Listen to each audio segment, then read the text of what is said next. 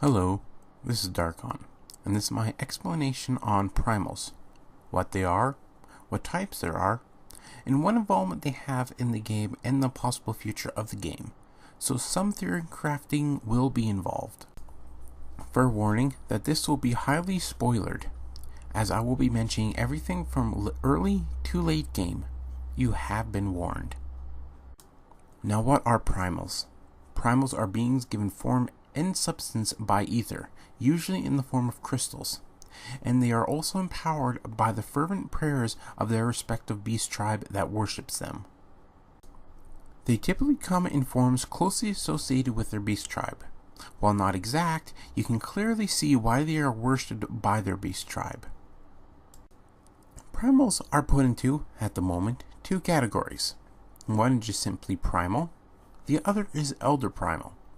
Now the difference I've seen so far between the two are pretty significant. One, the elder primals have a distinct age about them.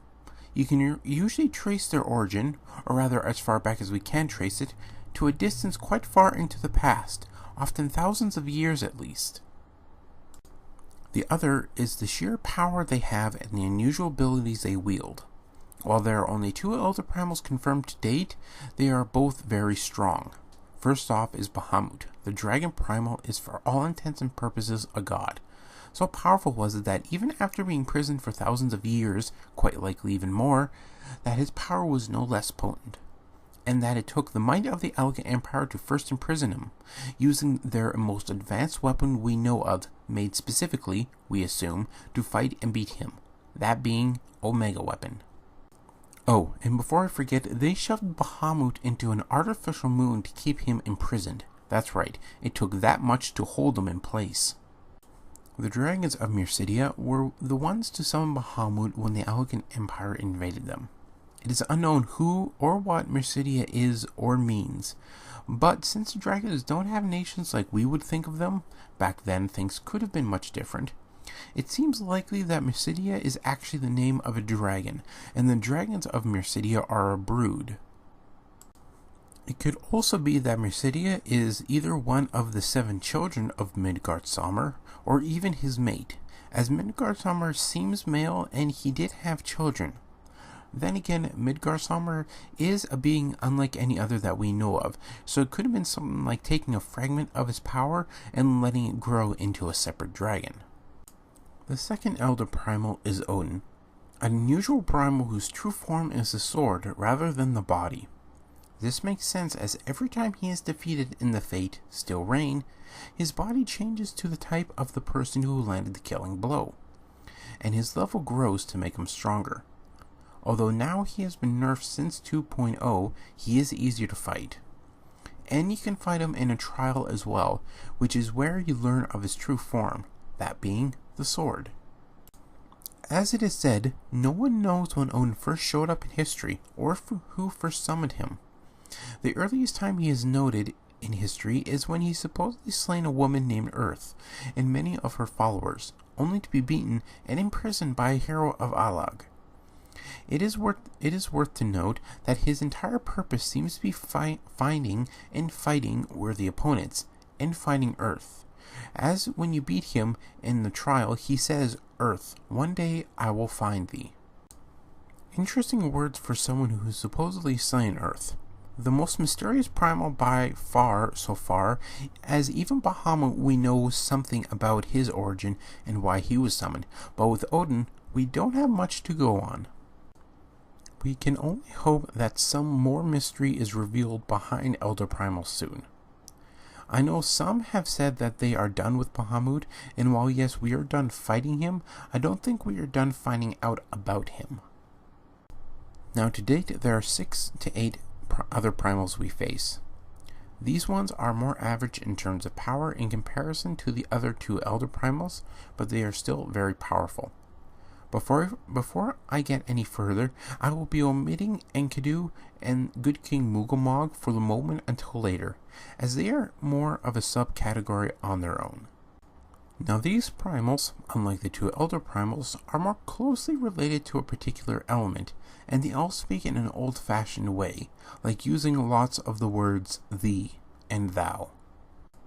Every primal's first concern seems to be their respective beast tribe, with possible exception to Garuda, but I will elaborate on that later. Some primals seem to have different conditions to summoning, but for the most part, all are the same, with a need for large amounts of aether, or rather a large amount of particular aether crystals of their element, and the fervent prayers of those who follow them. Which makes sense as it acts like a spell cast and needing a power source. Obviously someone needs to do the ritual. Ifrit is a primal of the Amal-Jah, and its element is fire. As it is stated, just by being in his presence, everything begins to burn, even the air itself. He is only summoned when the Amal-Jah's need is greatest, as that is one requirement. The other is that he requires them to sacrifice even more to summon him. I'm not really sure either is completely correct, but it just might be flavor text, as he is a being of fire, and fire needs something to start it, and needs more fuel to continue to burn. Ifrit is also prone to savagery, so he is considered to be a more destructive primal. Again, this just might be because of his element, or it could be something more. Titan is a primal of the kobolds, and his element is the earth. Unlike Ifrit, Titan is only summoned when the kobolds feel threatened or have been attacked. While true for other beast tribes, the Amal-Jah and the XIV summon theirs more like they're also weapons meant to attack rather than defend themselves. Titan is very protective of his people. Not savage in nature, he is compassionate and gentle until challenged, or if any of his people are threatened or killed. Garuda is a primal of the XIV, and her element is the wind. While Ifrit is prone to savagery, Garuda is almost always savage. She cares less for her own beast tribe in comparison to other primals, reveling more in destruction and slaughter than any other primal. Even Bahamut had reasons for his destruction and rage, but Garuda will just simply destroy for the sake of it. She is also more egocentric, and during the main story she plans on summoning Ifrit and Titan in order to feed on their ether and become more powerful. The overall plan being that she wants to be the only one anyone worships. She also says it best when she says that the crystals give her substance and her followers' belief empowers her. The reasons behind her odd behavior might be from some old info that was on the lodestone some time ago. It might still be there, but I can't seem to find it. It stated that in ages past, Garuda was much more benevolent and kind, maybe like how Ramu is now. Back then, she did battle with the Lord of Snakes. No, not Midgardsamr, who wanted to bound all creatures to the land.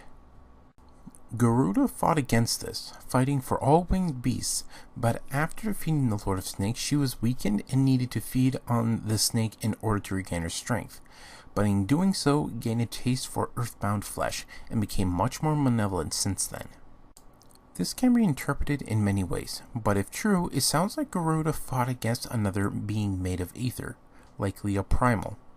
In order to prevent its resurrection, or being resummoned again, she consumed him, and became twisted by the already twisted aether.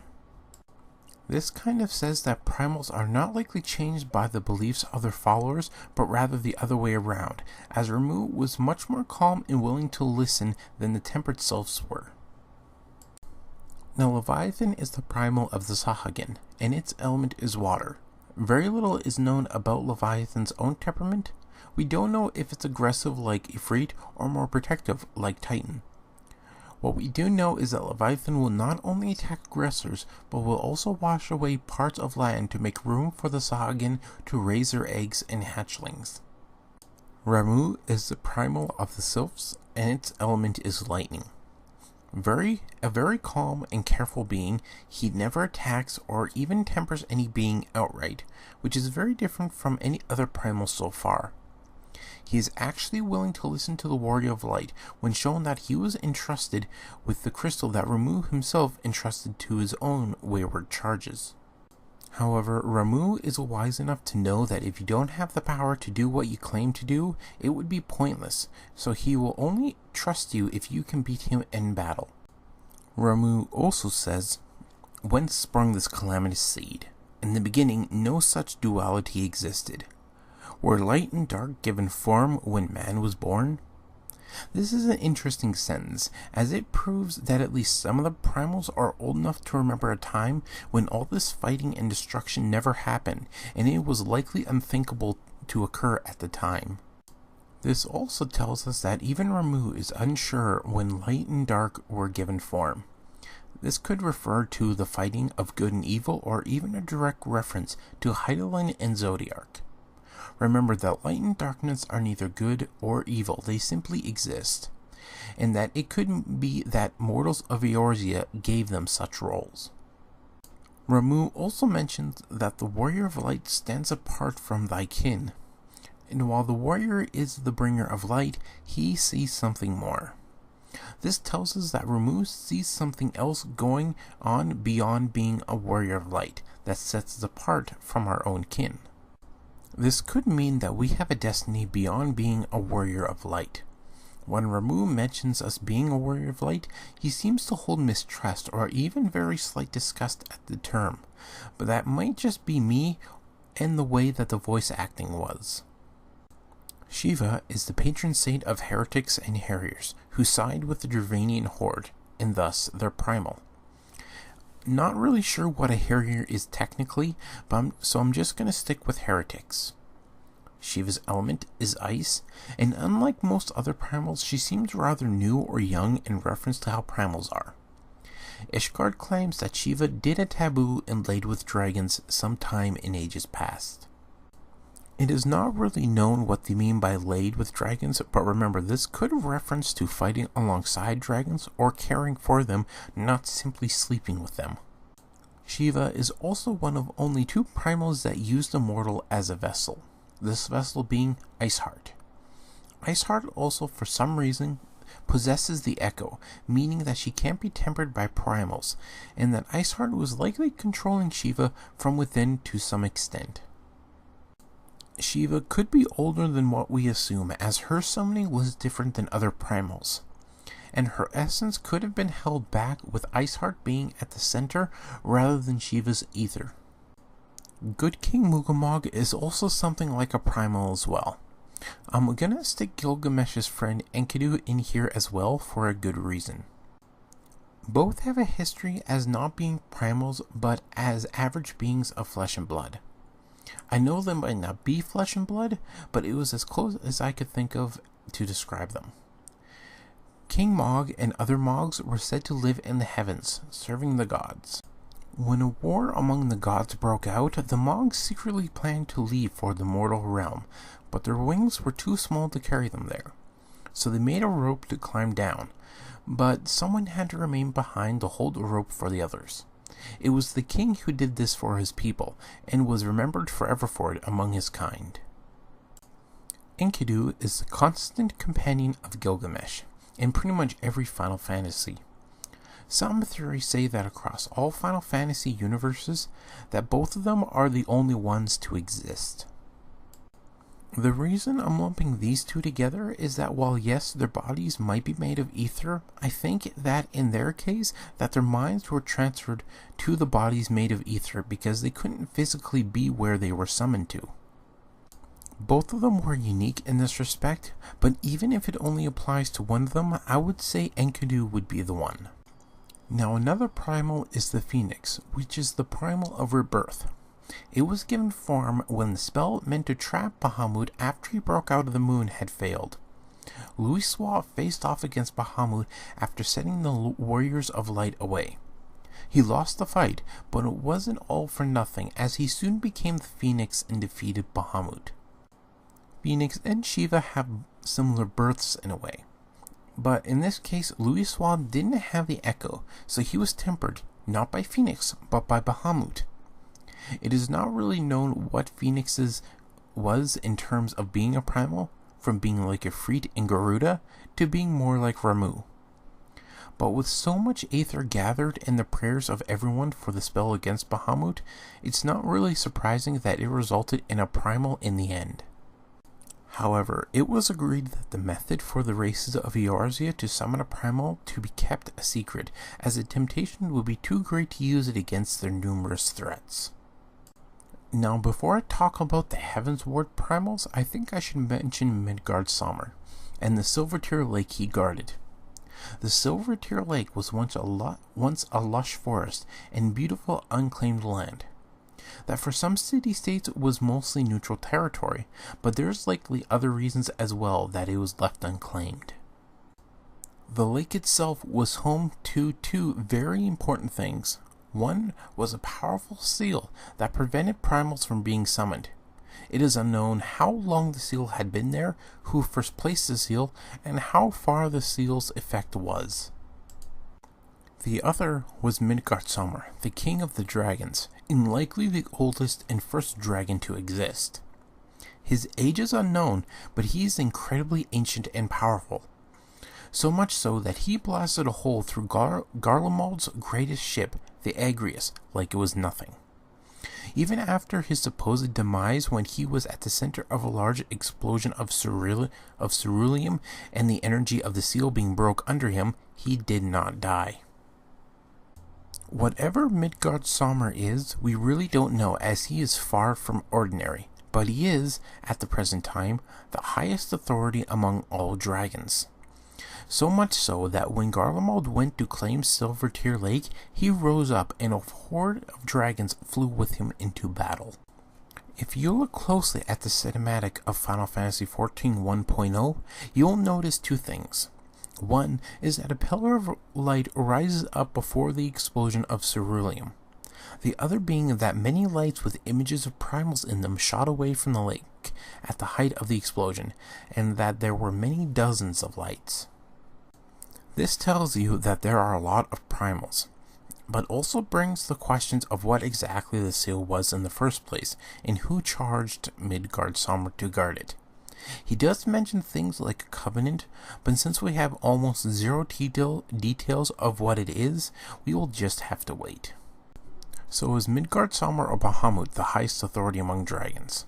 It is unknown, as once again we don't know much about primals as a whole, or even about the dragons or Mysidia who summoned Bahamut in the first place, which is likely why they said we will find out more in Heavensward about Bahamut. And now, onto the Heavensward primals.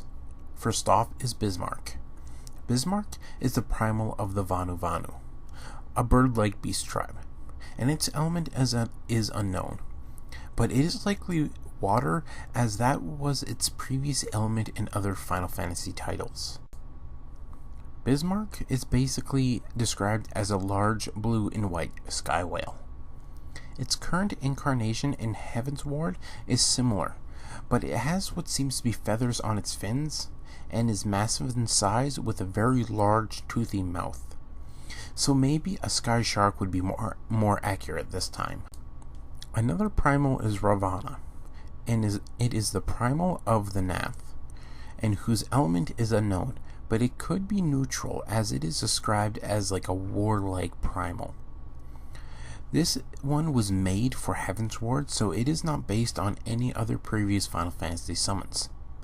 However, you can clearly see that some inspiration might have been taken from Odin and Gilgamesh, but it doesn't matter, as Ravana looks awesome in my opinion. Now, the last primal is rather interesting, as it is the primal of the Goblin Beast tribe, that primal being Alexander. Alexander keeps its form as a massive fortress and is also the new 8-man raid for Heavensward, as we will be fighting inside of it. The element of Alexander in this game, again, is unknown, but in every other Final Fantasy it has been the holy element, so it'll be interesting to see what it will be this time. No doubt Heavensward will have many more primals, like 2.0 did, so it'll be fun to see what the developers come up with next. Now, for the beast tribes of the Heavensward expansion, we don't know much about as a whole. Yes, that includes the goblins. We don't know anything about the primals themselves, so it will be fun to see what involvement they have in the story. After the seal on a silver tear fall is removed, the Ascians claim to have taught the beast tribes how to summon their primals.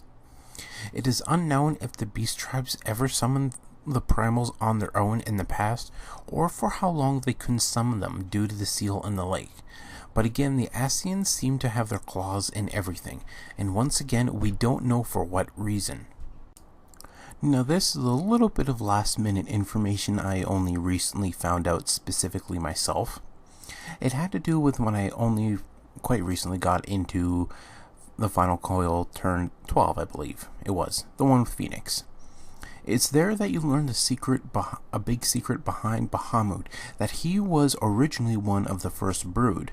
This could mean many things, but most likely, as others probably have already speculated, that the first brood was likely one of the children of Midgardsormr, which would mean that Bahamut in on himself was one of the children originally. However, before he became a primal, he would have been one of the children. When the Allegan Empire invaded the dragons of Mysidia, again, we don't know what Mysidia, if Mysidia means anything, they prayed for one of their mightiest and one of the first brood to save them, that being Bahamut. The thing is, though, Bahamut was, for some reason, already dead. We don't know any details behind his death beforehand, but apparently it did reach him and did reconstitute him, and he became the primal that we know today. However, it does prove interesting that if Bahamut retained his consciousness, in a manner of speaking, it basically kind of proves the point of both Enkidu and Good King Mugamog, how I believed or theorized that their bodies were made of ether, however their minds were in essence part, or at least were once part of a physical form that wasn't made of ether, flesh and blood and such. However, if you take a quick look at the Seven Evil Worm Kings artwork, or just simply concept art, I'm not sure which one it is technically, it seems that none of them really bear any resemblance to Bahamut. Granted, he is a primal now, but you still would have at least shown a little bit of something similar to him. Maybe a face, the part of the body, but seems so far that none of them are or even look like Bahamut. This could be quite interesting because it could mean that the first brood might put Midgardsormr in with him as well. So Bahamut could be, although this is very far-reaching and I have nothing to support this, Bahamut could be more like a kin to Midgardsormr rather than one of his children.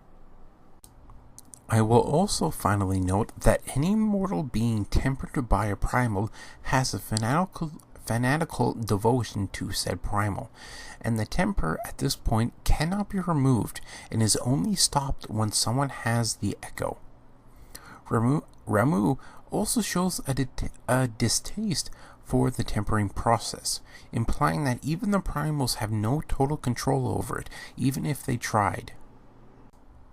This will prove interesting to the Warrior of Light, as you know that we no longer have that blessing that protects us. However, we also have Midgardsormr hanging around us after he removed the blessing. It seems that whatever covenant he has also binds him to us somewhat for the time being, so it is likely that he will be the one to stop any attempt at tempering us by primals. And finally, I think the Ascians are trying to corrupt the primals' essences for some unknown reason. While just a theory, it wouldn't make sense on why some primals are so overly vicious and zealous and others are not. This is Darkon, and I hope you enjoyed this explanation on primals and where they might lead us. And I hope to see you in Final Fantasy XIV Heavensward. Bye!